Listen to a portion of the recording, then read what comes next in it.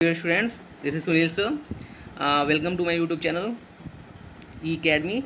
So I am going to start the part third of the last video. Okay.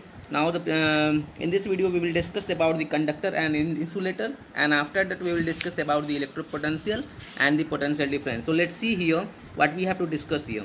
Okay. Now without wasting the time, we wish to start here. Now conductor. Now look at here the conductor. Conductor is those substance which having the property of conduct electricity through them, and we all know that the electricity, you know that the flow of charge, electricity nothing but this is the flow of charge.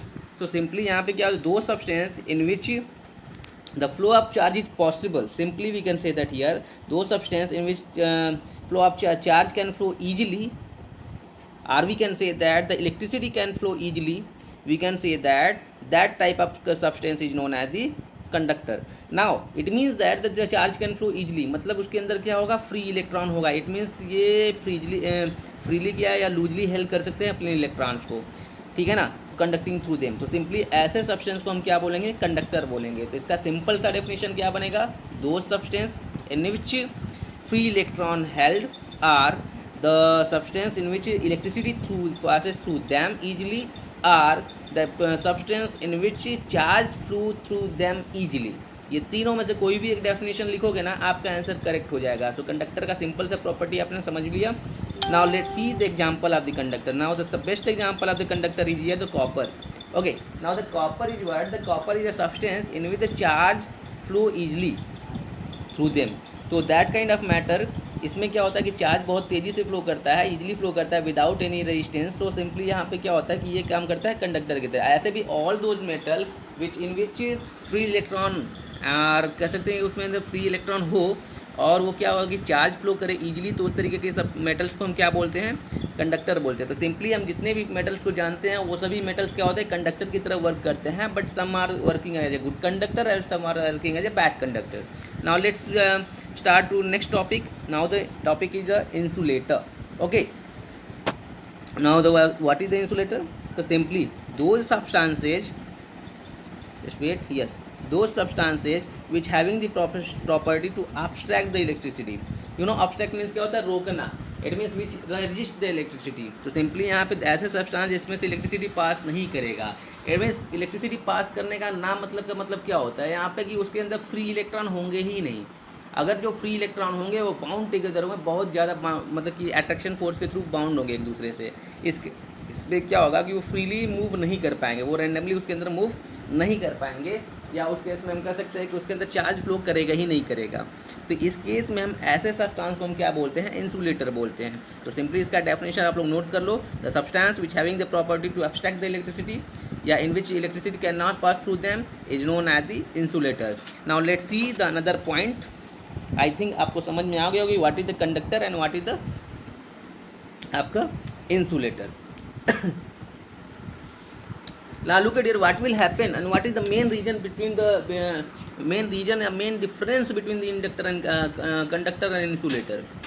देखो actually क्या होता है कि electron तो आपके सभी metals में present होते हैं, आपको पता है. मैटर जो भी हैं उनके अंदर इलेक्ट्रॉन होते हैं, जो कि उसके आउटर मोस्ट सेल में हम लोग क्या करते हैं, डिस्कस किए थे क्लास 9th में भी, इसको डिस्कस कर लिया है कि इलेक्ट्रॉन्स क्या होते हैं आउटर मोस्ट सेल में क्या होते हैं, मूव करते रहते हैं.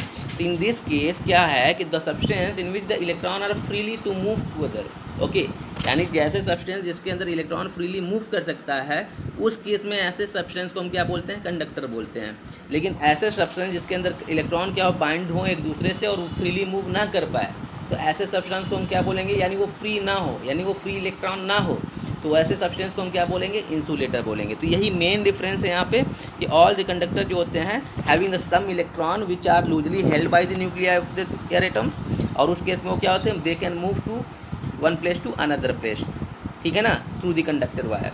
But in case of insulator हम वहाँ कह सकते हैं कि द इलेक्ट्रॉन, इंसुलेटर जो होते हैं उसके अंदर जो इलेक्ट्रॉन होते हैं वो क्या होते हैं, न्यूक्लियाई से क्या होते हैं, मतलब कि स्ट्रांगली हेल्ड होते हैं, स्ट्रांगली बाउंड होते हैं. तो उस केस में क्या होता है, तो उस केस में वो क्या होते हैं, they are not freely move to one place to another place to the conducting wire. तो इस केस में हम क्या कर सकते हैं, वो कंडक्टिंग यानी कंडक्टिविटी या इलेक्ट्रिसिटी अलाउ नहीं करता उस सब्सटेंस में. तो ऐसे सब्सटेंस को हम क्या बोलते हैं, इंसुलेटर बोलते हैं. तो आई होप आप लोगों को टोटली क्लियर हो गया होगा कि कंडक्टर इंसुलेटर किस बेस पे हम उसको बोलते हैं. The presence of the free electron.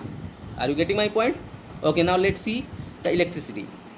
Now we all know that the electricity can be classified into two part, जिसमें हमें जो इसके दो पार्ट है. सबसे पहले यहाँ डिस्कस कर लो, हम लोग डिस्कस कर लेते हैं. Electricity can be divided into two way. Okay, first be the static electricity and the second one current electricity. Okay, now the static electricity जो होता है उसका मतलब होता है कि उसमें क्या होता है, electric charge remain at rest होता है, यानी वो स्टेशनरी पे होता है और they do not move and the charge acquired by the glass रब and the rub with a silk cloth, the charge acquired by the an ebonite rod and rod जो within cloth से static. ये सभी के जो भी example जो थे जिसमें हम लोग कहते थे कि ग्लास रॉड जब कॉटन क्लोथ से रब करते हैं तो उसके इसमें चार्ज एक्वायर होता है, तो ऐसे चार्ज को हम क्या बोलते थे, स्टैटिक इलेक्ट्रिसिटी बोलते थे. क्योंकि उसमें क्या होता है, जो चार्ज होते हैं ना वो मूव नहीं करते हैं, वो स्टेट होते हैं, रेस्ट होते, चार्ज एट रेस्ट पॉइंट पे होते हैं. But in case of current electricity में क्या होता है कि चार्ज पास करता है, यानी charge can move from one place to another place in the entire the conducting wire. Okay, तो उस केस में क्या होता है, चार्ज मूव करता है. तो जहाँ चार्ज मूव करेगा तो उसको हम बोलेंगे करंट इलेक्ट्रिसिटी, यानी उसके अंदर करंट पॉसिबल है. और जहाँ चार्ज मूव नहीं करेगा तो उसको क्या बोलेंगे, static electricity. Look at here, यहाँ पे हमें जो क्लास 10 है ना उसमें हमें करंट इलेक्ट्रिसिटी ही पढ़ना है. Now this one is very very important for all of you. Static electricity is the part of the 12th.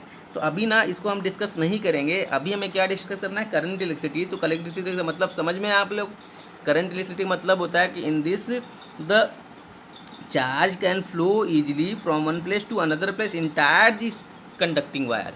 Okay, इसमें क्या होता है, चार्ज रेस्ट में नहीं होता है, चार्ज मूव करता है.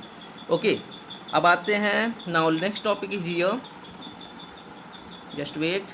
Now the